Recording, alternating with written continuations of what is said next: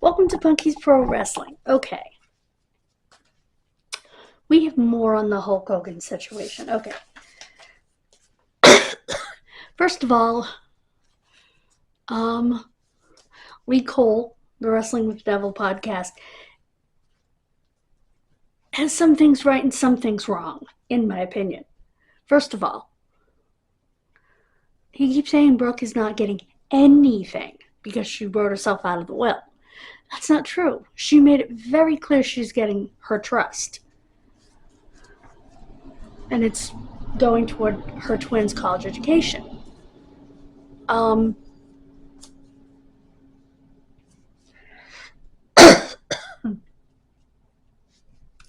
That being said, first of all, Brooke is very suspicious of the supposed leukemia diagnosis of her father. I took care of my father through dozens of surgeries. I took care of him through a lot of AFib, and he had tons of blood work. Every surgery he had blood work, and it never showed. Leukemia, just so you know, is blood cancer. So she's right. It should have shown. Unless it was a very recent diagnosis, but it would have to be within the last 2 years.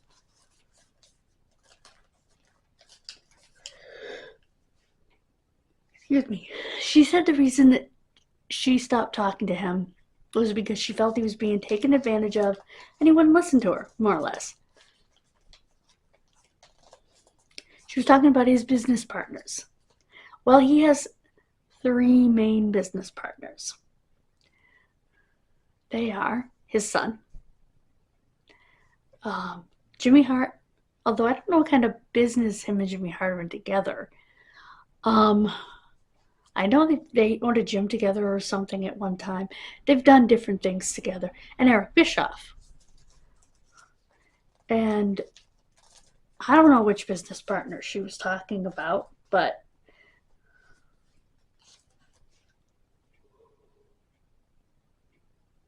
no matter what, under Florida law, his wife will get 30% of his estate. Pretty much the rest of it's going to Nick, unless his will specifically says Linda or the other wife or anyone else gets something. And what people forget is just because Brooke wrote herself out of the will doesn't mean that Daddy didn't write the twins into the will.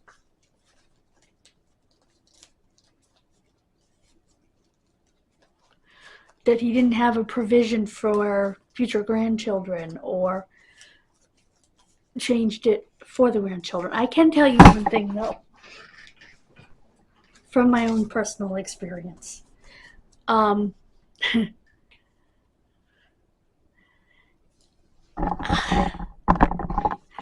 Family can say a lot of things, but if they don't have a proper will, you're screwed. Also,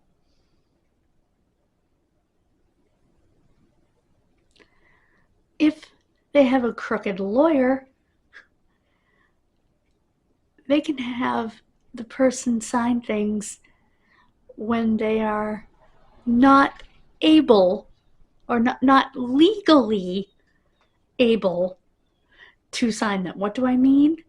If you're on pain medication, if you're on other medications that might alter your ability to consent, you are not allowed to sign documentation. They tell you that in the hospital. I have surgery. Don't sign anything for at least 24 hours, 24 to 48 hours in some cases. But I had a family member who got his house signed out from underneath him when he was dying on morphine because they had a crooked lawyer have him sign the paper knowing damn full well he was on morphine. So, I don't know what kind of medications they were giving Hulk at the end, but if he was at home actively dying, if it wasn't just an all of a sudden heart attack, which I don't believe it was, they would have been giving him pain medication, keeping him comfortable. He couldn't have signed anything at the end. So, legally. So if anything was signed in that last, I'm going to say 6 months to a year, question it. Question it hard. Like I said, I've been through it in my own family. I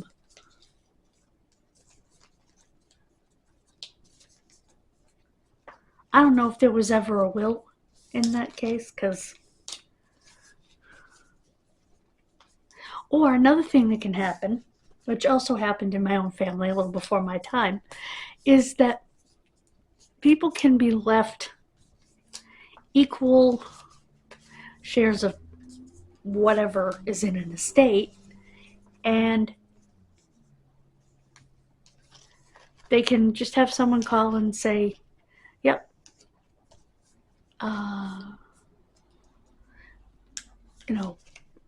which, like I said, happened in my own family before my time.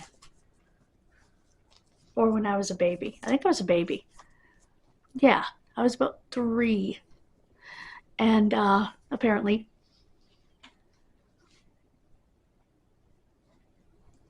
a close member of my father's family who happened to be childless left her estate equally to all of her nieces and nephews. Except that 3 of her nephews got pushed out, including my father. They never fought it because it wasn't that much anyway, but it didn't matter. She mattered.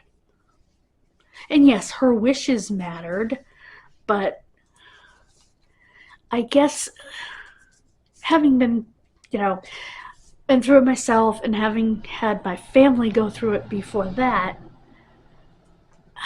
I have a different perspective on it. I don't know whether the person in my situation, in my close family, had a will or not.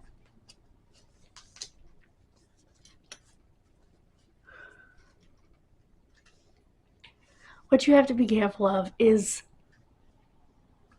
all of those things. Now, the next questions are, what happens with Real American Beer? What happens with the wrestling company? Will Eric Bischoff keep going with the wrestling company? I don't know. Depends on the provisions in the will for it. Boy, would I like to see that will. It will be probated and then it will be public. Once it's probated, which will probably take a year, it will be a public document after that, because it will be in the court as a public document, and people can see it and talk about it, with some knowledge. Like I said, under Florida law, his wife will get 30% no matter what.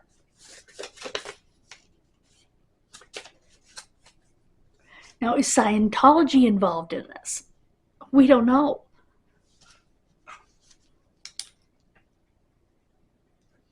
That was supposed to be a question mark. There we go.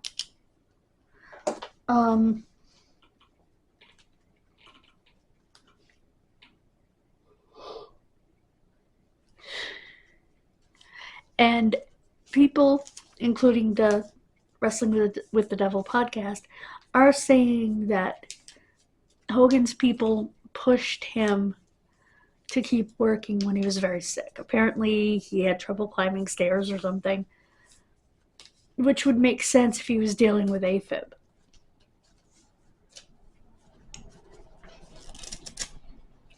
Now, a lot of people are blaming Eric Bischoff and Jimmy Hart. Are they to blame for pushing him, or did he push himself? Because I can definitely see him pushing himself too much. I really don't know.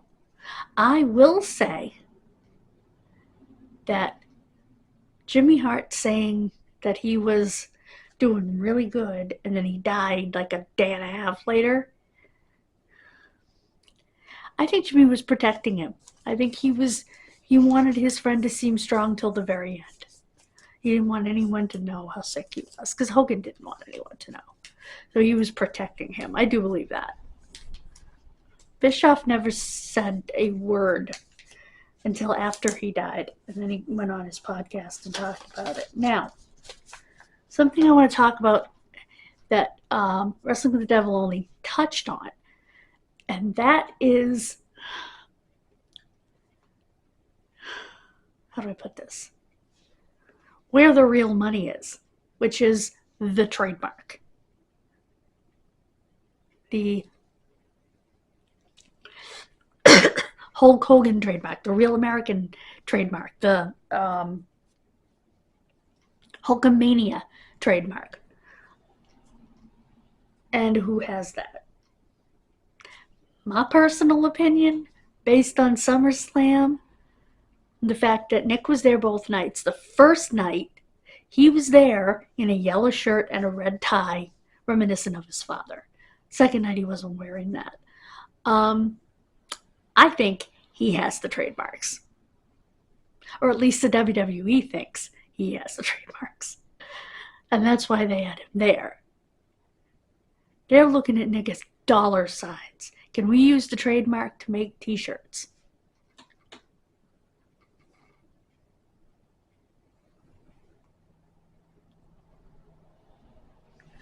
I think they thought that it would work in Roddy Piper's case, and it did not. Yes, they loaned his famous leather jacket to be displayed at WrestleMania. However, it was a loan. And they don't want anyone making t-shirts. They will make a memorial t-shirt if they want to, like it's been 20 years. Holy crap. No, it's been 10 years, sorry. It's been 10 years.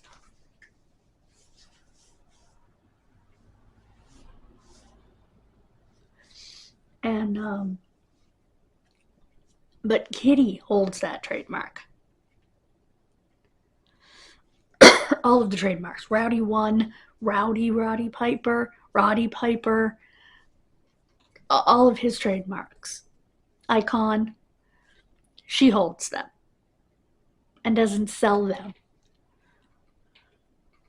Doesn't allow them to be used. We'll see what happens with Hogan's. Because I think Lee's 100% right. That's where the money is merchandise from the name, the trademark. And WWE damn well knows it too. That's why they invited Nick. They're trying to get in good with Nick because they know, or they think they know, he has the trademark. So anyway, God bless you. I will keep you informed. Please subscribe. We've already made our goal of 30. Let's get for 50. Bye, guys. God bless you.